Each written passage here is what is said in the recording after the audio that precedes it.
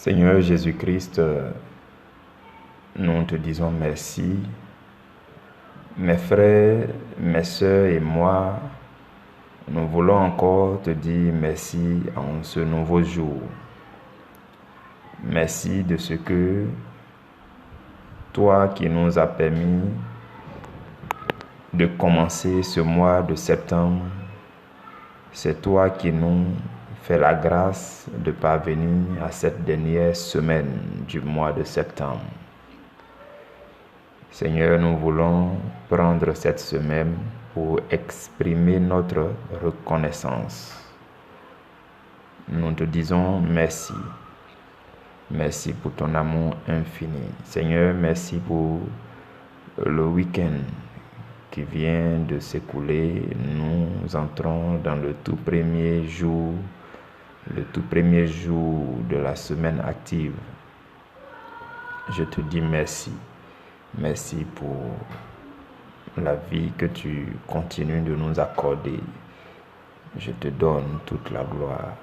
Et mon cœur te loue parce que tu es Seigneur, parce que tu es Roi, parce que tu es majestueux.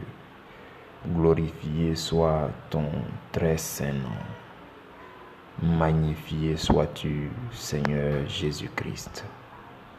Merci pour ton amour qui nous accompagne. Amen. Mes frères et sœurs, je vous salue dans le nom du Seigneur Jésus-Christ et je souhaite la bienvenue à chacun de nous en cette nouvelle semaine. Je vous souhaite la bienvenue en cette semaine, une nouvelle semaine. Ce sont des nouveaux défis, ce sont de nouvelles victoires aussi. Voilà pourquoi je bénis le nom du Seigneur. Alors, cette semaine est une semaine assez particulière. Si on devait donner un thème à cette semaine, on dira simplement spéciale semaine de prière. Et à compter de demain, nous allons prier jusqu'à jeudi. Mais nous allons prendre aujourd'hui pour faire le récapitulatif, une forme de résumé de tout ce que le Seigneur nous a enseigné durant le mois de septembre. Vous voyez, il est important de revenir sur ces choses pour rafraîchir ça en chacun de nous. Donc, c'est ce que nous allons faire aujourd'hui.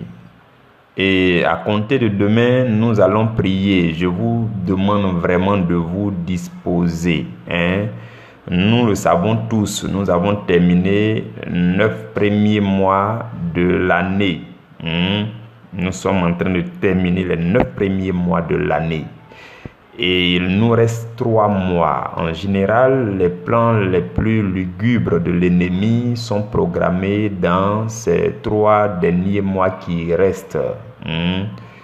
Voilà pourquoi le chrétien qui est spirituellement éveillé et réveillé doit aussi monter sa garde et marcher en fonction de ces choses-là. Donc, il convient de dire merci à Dieu, d'être reconnaissant déjà pour les 3 premiers mois de l'année. Dieu a accompli beaucoup de choses dans ta vie. Même là où tu penses que Dieu n'a pas fait grand-chose, je te dis, c'est la vérité. Dieu a accompli quelque chose de magnifique dans le spirituel. Donc, il convient de dire merci à Dieu. Voilà pourquoi nous allons prendre la journée de mardi pour dire merci à Dieu. Je dis la journée de mardi parce que quand on va prier, parce que ça ne sert pas un enseignement, c'est pour prier. Quand tu vas me suivre, que tu me suives le même jour que tu me suives, un autre jour que tu me suives. Vous voyez, quand le Seigneur nous fait faire ces choses qu'on enregistre là, ça, en même temps ça vous concerne dans l'espace et que ça vous concerne aussi les gens dans le temps. Donc peu importe celui qui va se connecter à ce temps de prière, peu importe 10 ans après, 20 ans après, hein, le Seigneur va lui véhiculer quelque chose. Donc, ce qui va se passer, c'est qu'à chaque temps de prière, je vous demande seulement de vous connecter. Voilà pourquoi il ne faut pas les écouter, bon, peut-être à n'importe quel moment, non. Peut-être vous prenez, c'est comme un temps de prière que nous allons prendre ensemble. Donc, pour cette fois-ci, les enseignements de cette semaine-là, quand vous allez vous connecter à ces enseignements, vous disposez à me rejoindre dans la présence du Saint-Esprit, parce que nous allons prier ensemble, vous comprenez. Donc, mardi, et quand nous allons finir de prier là, toute la journée, pour toi et pour moi, ce que nous allons faire toute la journée, c'est de dire merci à Dieu. Tu te souviens d'un aspect de ta vie, tu dis merci Seigneur pour ce que tu as fait dans tel aspect. Dès que tu te souviens, à chaque instant de la journée, à chaque fois que tu te souviendras de quelque chose que le Seigneur a fait pour toi, tu dis merci Seigneur. C'est une journée de remerciement à Dieu, reconnaissance et action de grâce. Voilà, c'est pour ça qu'il y a mis un spécial temps de prière, de reconnaissance et d'action de grâce. Demain mardi. Et à compter de mercredi, le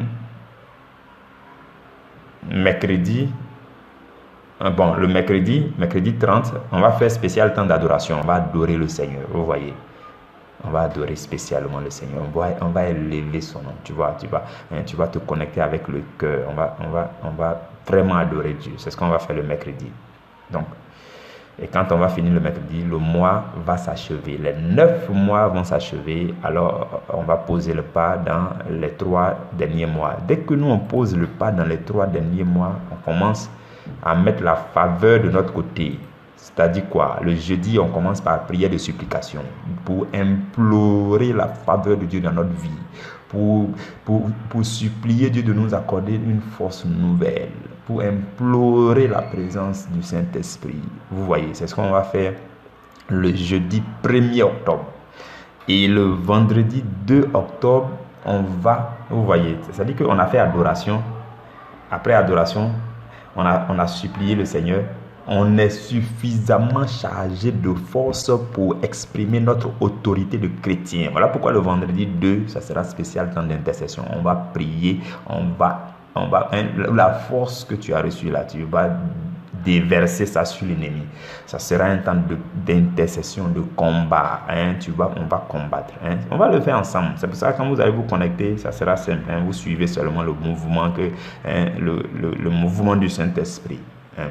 Et le samedi, je vais nous faire entrer dans le sujet du mois d'octobre. On va faire l'introduction du sujet du mois d'octobre le samedi.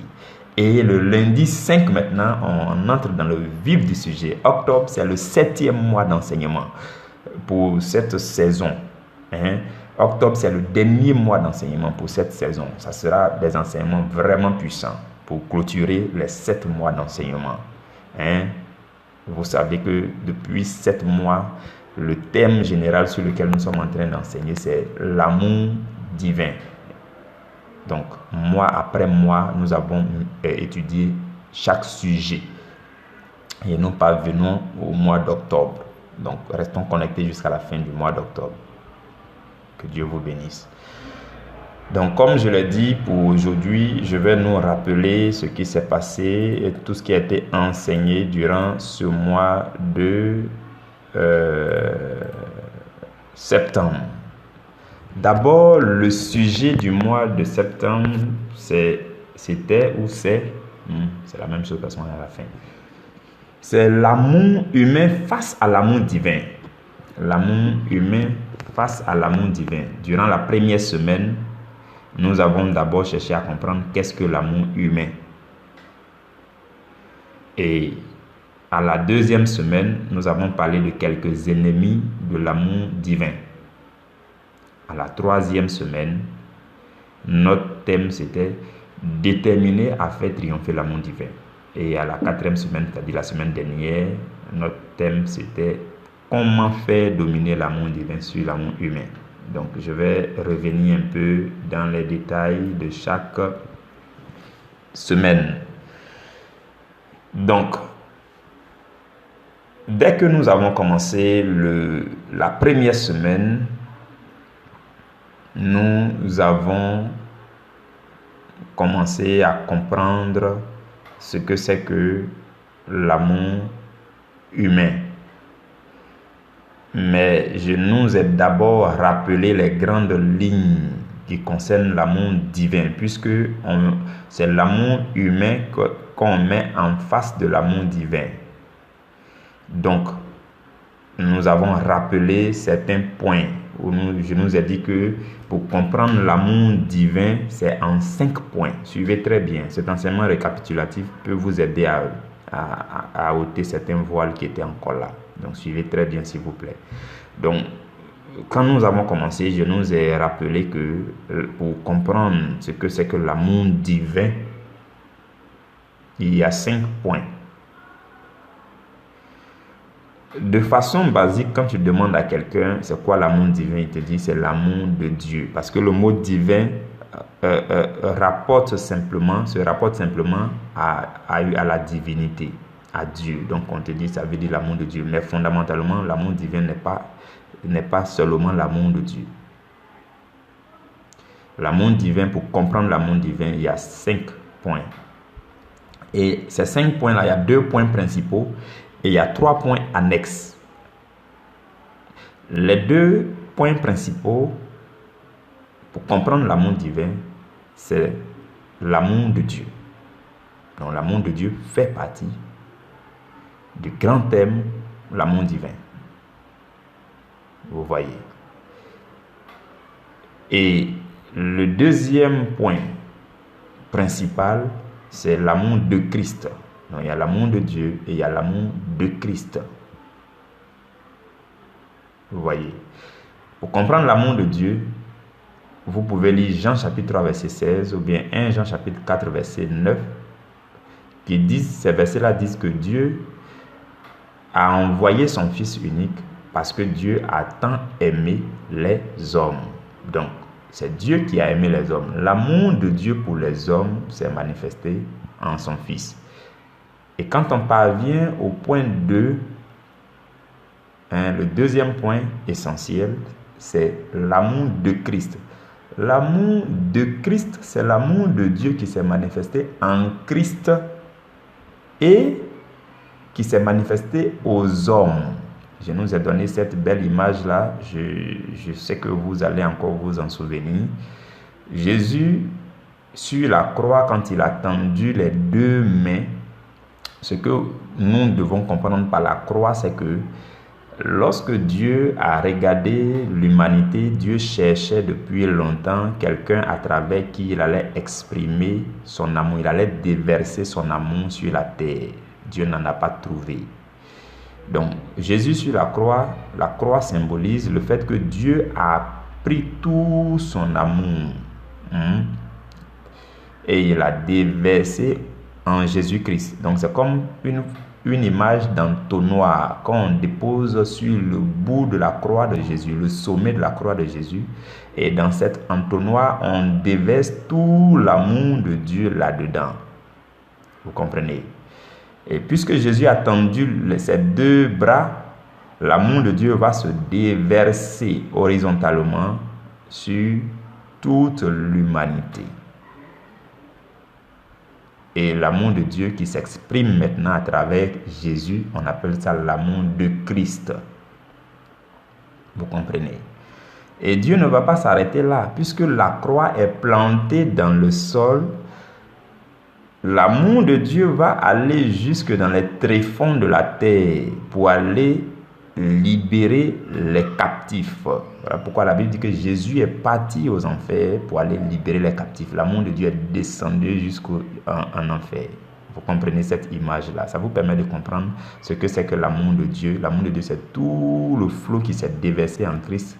Et quand ça s'est manifesté, Jésus étend les mains et déverse ça sur l'humanité. Et il va encore dans les tréfonds de la terre. Il déverse ça là-bas et il délivre les captifs. Vous comprenez, c'est ça.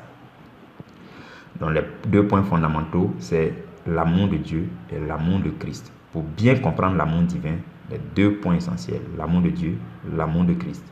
Et les 3 points annexes qui vont s'ajouter pour faire les 5 points, c'est d'abord l'amour pour les hommes. Parce que quand l'amour de Dieu va se manifester en Christ et que nous allons voir ça sous forme de l'amour de Christ,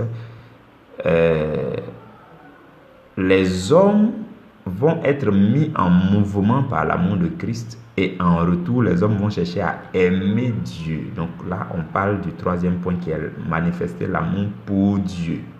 Donc, c'est le sens retour. Vous comprenez? Et là maintenant, les hommes peuvent manifester l'amour pour Dieu parce qu'ils ont trouvé un canal, ils ont trouvé un tuyau. C'est via Jésus-Christ que les hommes peuvent maintenant se connecter à Dieu. Dieu est passé par Jésus-Christ pour déverser son amour. Et l'amour de Dieu maintenant qui agit dans les hommes, comme lisait 2 Corinthiens 5, verset 14, la Bible dit l'amour de Christ nous presse. Donc quand l'amour de Christ nous presse, l'amour de Christ agit en nous. C'est tellement excellent qu'on cherche à exprimer l'amour à Dieu. On cherche à aimer Dieu en retour. Donc il y a l'amour pour Dieu. C'est l'amour retour. Et on passe par le canal de Jésus-Christ pour aimer Dieu. Donc on appelle ça manifester l'amour pour Dieu. Donc c'est différent de l'amour de Dieu. Vous comprenez? Le quatrième point, c'est manifester l'amour pour les hommes. Donc en cherchant à aimer Dieu, dans cet élan, on découvre que Dieu a créé les hommes qui nous entourent là. Dieu les a créés aussi comme nous. Et il les a créés, nous tous aussi, nous a créés à son image et selon sa ressemblance. Du coup, l'amour de Christ qui nous presse au-dedans de nous, nous pousse aussi à aimer les hommes. Donc, ça fait quatrième chose, l'amour pour les hommes. Et la cinquième et la dernière chose, c'est manifester l'amour pour l'œuvre du ministère. Quand tu aimes les hommes, tu aimes les voisins du quartier, tu aimes ton collègue de service, tu aimes ton ami d'enfance, tu aimes. Mais tu vois que c'est pas trop productif, c'est pas à grande échelle, c'est pas la dimension supérieure, c'est contact individuel petit à petit. Et là, tu te rends compte qu'il y a ce qu'on appelle l'œuvre du ministère qui peut te permettre de faire en une pierre plusieurs coups. C'est ce qui fait que beaucoup acceptent l'appel de Dieu pour aller déployer l'amour de Dieu pour les hommes. Et quand tu passes par l'œuvre du ministère, tu déploies mieux l'amour de Dieu pour les hommes et tu es beaucoup plus productif. C'est la dimension supérieure. Vous comprenez? Donc là, on parle de l'amour pour l'œuvre du ministère. Ça rassemble plusieurs personnes et en une pierre deux coups, tu laisses couler l'amour de Dieu. C'est comme ça. Donc les 5 points, je nous les rappelle. Les 2 points fondamentaux, c'est l'amour de Dieu, l'amour de Christ. Les 3 points annexes, c'est l'amour pour Dieu, l'amour pour les hommes et l'amour pour l'œuvre du ministère. Voici les 3 choses qu'on a dites au début, les 5 choses qu'on a dites au début pour planter le décor, pour vous permettre de mieux comprendre déjà l'amour divin. Et ce sont ces choses, si vous vous souvenez, c'est ce qu'on a étudié durant les 5 premiers mois. Voilà. Et par la suite, nous avons continué à comprendre ce que c'est que l'amour humain. Nous avons continué à comprendre et nous avons dit que l'amour humain, c'est lorsque l'amour de Dieu se manifeste en l'homme qui n'a pas Christ. De sorte que vous pouvez voir des gens qui ne connaissent pas Christ, qui aiment aussi à leur manière, qui manifestent aussi l'amour. Et l'indicateur que je veux vous donner aujourd'hui, regardez quelque chose de fondamental. Parce que vous allez me dire, mais celui-là ne connaît pas Jésus. Il est dans telle autre religion. Et il aime les autres. Il aime bien. Il aime. Et puis peut-être vous allez les envier pour dire non, nous on est chrétiens, l'amour n'est pas... Non. Je vais vous dire, quand Jésus est venu là, les pharisiens, déjà ils manifestaient l'amour, les juifs manifestaient l'amour. Mais là où Jésus va marquer la différence pour nous montrer le niveau le plus excellent. Vous voyez dans Matthieu chapitre 5, Jésus dit, si votre justice ne surpasse pas la justice des scribes et des pharisiens, vous ne parviendrez pas au royaume des cieux. Et par la suite, il a commencé à prêcher sur l'amour. Et il a commencé à dire, tu aimeras ton ennemi. Tu dois prier pour ton ennemi. Je vous dis, prenez quelqu'un que vous pensez qu'il est excellent dans une autre religion dans ce monde. Et puis vous estimez qu'il manifeste l'amour, son amour selon lui. Le haut degré de l'amour selon eux. Et ils ne connaissent pas Christ. Prenez-les. vous allez remarquer que si vous lui demandez de prier avec le cœur pour son ennemi qui lui a fait du mal, il n'y parviendra jamais. Il ne peut pas y parvenir. Méditez ce que je suis en train de dire là. C'est-à-dire, tu lui demandes, il faut prier, mets-toi à genoux, prie pour celui-là qui t'a fait du mal. Il ne lui connaît pas Christ. C'est en Christ que ce degré-là arrive. C'est en Christ qu'on peut être capable d'arriver à ce degré. Les gens ne peuvent pas. Voilà pourquoi dans la loi, vous voyez, dans la loi, depuis l'Ancien Testament, on dit dent pour dent, œil pour œil. Hein? C'est ça, c'est ce que la Bible dit. Mais Jésus va venir pour dire, si on t'a tapé sur la joue gauche, tends la joue droite, prie pour ton ennemi. Il faut bénir celui qui t'a maudit. Les gens du monde vont manifester l'amour comment ils ne pourront jamais bénir avec le cœur celui qui les maudit. C'est ça qui fait la différence. Et c'est à ce niveau aussi que toi et moi, on doit parvenir pour qu'on fasse la différence. Parce que Jésus a dit, si vous aimez ceux qui vous aiment, c'est quoi la récompense? Parce que les autres font pareil. Et par la suite, il dit, au contraire, tu dois apprendre à aimer ceux-là qui ne t'aiment pas. Prier pour eux. Je vous dis, ce n'est pas facile. C'est ce degré d'amour-là que Jésus nous a apporté. Et c'est ça justement qui fait la différence. Prenez, vous pouvez prendre les gens que vous connaissez, qui disent, qui montrent l'amour, qui disent qu'ils connaissent l'amour là, qui ne connaissent pas Jésus. Si tu lui dis, celui qui lui a fait du mal, son ennemi, il n'a qu'à se mettre à genoux pour prier pour lui. Lui, il va dire, c'est pas fait ça. Et c'est ça qui fait la différence, vous comprenez? Donc, semaine après semaine, nous avons médité ces choses. Durant la première semaine, nous avons essayé de comprendre ce que c'est que l'amour humain. L'amour humain, c'est toute forme d'amour qui peut s'exprimer à travers les hommes qui ne connaissent pas Jésus-Christ. Vous voyez, c'est ça. Et l'amour humain vient comme pour résister à l'amour divin. Voilà pourquoi la deuxième semaine, nous avons vu quelques ennemis de l'amour divin. La deuxième semaine, c'est ça le thème. Quelques ennemis de l'amour divin. Nous n'avons pas cité quelques ennemis justement. On a cité l'égoïsme. Vous voyez, l'égoïsme, c'est un ennemi de l'amour divin. L'égoïsme, ça fait promouvoir l'ego. Hein? Ça fait promouvoir l'ego. L'ego cherche à se valoriser. C'est ça l'égoïsme. Donc, on a détaillé ces choses, vous vous souviendrez, et vous pouvez encore retourner à ces enseignements, ou bien si vous voulez les réécouter, dans tous les cas, on est disponible pour vous les donner aussi. On a parlé de l'hypocrisie, qui est un degré supérieur de l'égoïsme. Et par la suite, on a parlé de l'orgueil. L'orgueil qui est aussi vraiment un degré, un haut niveau. Et l'orgueil, c'est le péché qu'a commis le diable et Dieu l'a précipité sur la terre. Vous comprenez?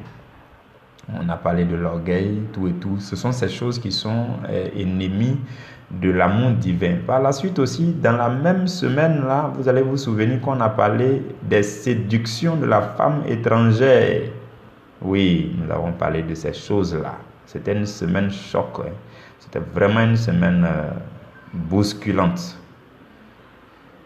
Et nous avons aussi parlé des désirs incontrôlés. Tout ça, ce sont les ennemis de l'amour divin. Ok. Par la suite, nous sommes passés à la semaine 3, où le thème, c'était déterminé à faire triompher l'amour divin. Donc là, nous avons commencé à voir les choses de façon plus pointueuse. Comment dire?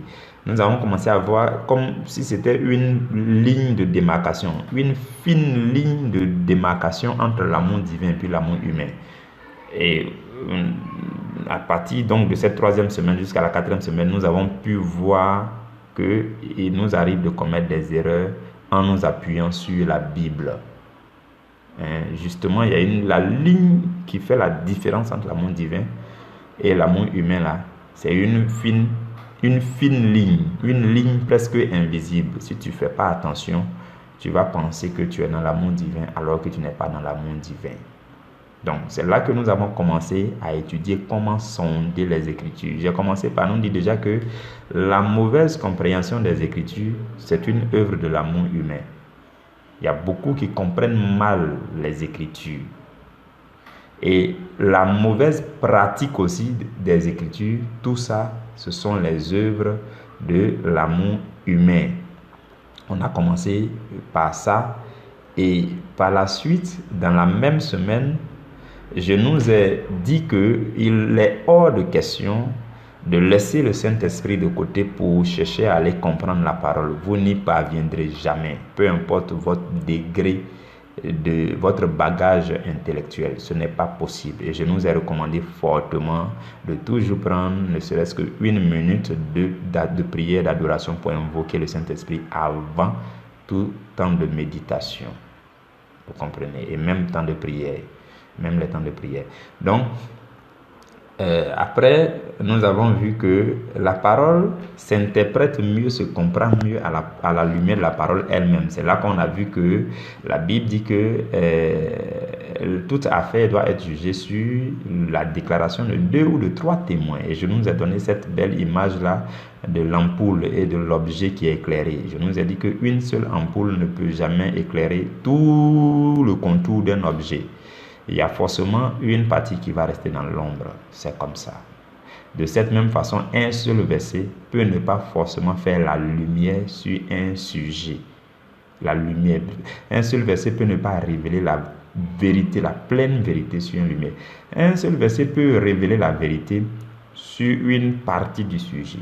Mais si vous voulez connaître la pleine vérité sur le sujet, vous aurez toujours besoin d'aller plus sagement chercher un deuxième, un troisième, un quatrième, un cinquième, un sixième, autant de versets bibliques possibles qui vont venir comme plusieurs lampes, les unes d'un côté, les autres de l'autre côté, pour éclairer le même sujet, et alors toute la vérité au sujet de cet objet est révélée. Vous comprenez? Ce sont ces choses qu'on a vues ces jours-là. C'était des méditations qui étaient très enrichissantes. Ensuite aussi, nous avons parlé du fait que la parole de Dieu se comprend mieux à la lumière de l'amour. Vous ne pouvez pas laisser l'amour de côté pour chercher à pratiquer la parole. Si vous pratiquez la parole sans amour, ça sera désastreux. C'est ce que nous avons vu aussi durant cette semaine-là. Par la suite, nous avons dit que il faut que si on cherche à comprendre la parole de Dieu, on doit ôter de notre pensée tout esprit de dispute, tout zèle amer, ainsi de suite. Ce sont ces choses que nous avons dit durant cette semaine. C'était magnifique. Et la semaine dernière, nous sommes passés à la phase pratique. Comment faire dominer l'amour divin sur l'amour humain? Donc, nous avons pris cas après cas. Et nous avons eu, par la grâce du Saint-Esprit, nous avons eu le soin de découvrir quelles sont les erreurs qu'on commet souvent. Donc, le premier cas qu'on a abordé, c'était comment faire triompher l'amour divin dans nos relations envers un frère qui a péché. Nous avons pris un verset biblique et nous avons remarqué ensemble que si quelqu'un est dans le mouvement de l'amour humain, il n'a pas la même compréhension du même verset que quelqu'un qui est mu par l'amour divin. C'est la même démarche que nous avons suivie toute la semaine. C'était la semaine dernière seulement. C'est encore frais dans votre esprit. Par la suite, nous avons pris le cas de la relation entre les pères spirituels et les fils et les filles spirituelles, entre les mères spirituelles et puis leurs enfants spirituels aussi. Après, nous avons pris le cas entre les maîtres et les serviteurs. Tout ça, c'était des enseignements riches, vous vous en souvenez très bien. Par la suite, nous avons pris le cas entre les parents et leurs enfants. C'est là que je nous ai fait les différences, les nuances importantes entre quand on dit papa, maman, et puis quand on dit père, mère, ainsi de suite, de façon fondamentale, dans le fond là même là, c'est que ça signifie là. On a parlé de ça. C'était intéressant, toutes ces choses. Je rends grâce à Dieu, je lui dis vraiment merci. Je crois que nous avons terminé aussi par dire que, par parler de la relation qu'il y a entre nos finances et puis l'œuvre de Dieu. Comment donner à Dieu pour que votre offrande soit une offrande agréable. Nous avons parlé de ces choses pour terminer la semaine dernière. Je rends grâce à Dieu, je lui dis merci. j'ai voulu revenir sur ces choses. Je me dis que ça peut vous être utile pour rafraîchir ces choses en vous, pour rafraîchir ces choses en vous avant que nous puissions avancer dans le prochain mois. Donc demain, notre rendez-vous, c'est pour le spécial temps de prière, de reconnaissance et d'action de grâce. Je voudrais que tu te disposes déjà. Dispose-toi, s'il te plaît, toute la journée de mardi. Ça sera une journée de reconnaissance et d'action de grâce. Nous allons prier ensemble. Quand je vais prendre la parole, c'est pour dire, dispose-toi, on dit merci à Dieu pour tel aspect. Et de là où tu te trouveras, tu élèves la voix aussi avec moi et puis on dit merci à Dieu, tu dis merci à Dieu. Donc c'est ce que je vais faire. Je vais nous conduire à travers un temps de prière, de reconnaissance et d'action de grâce. Que Dieu vous bénisse. Nous allons nous retrouver demain. Je vous souhaite surtout une très bonne semaine. Que la grâce et la faveur de Dieu, la main de Dieu demeure avec vous. Que le sang de Jésus continue d'être votre couverture. Que le Saint-Esprit soit votre ami intime au nom de Jésus-Christ. Amen.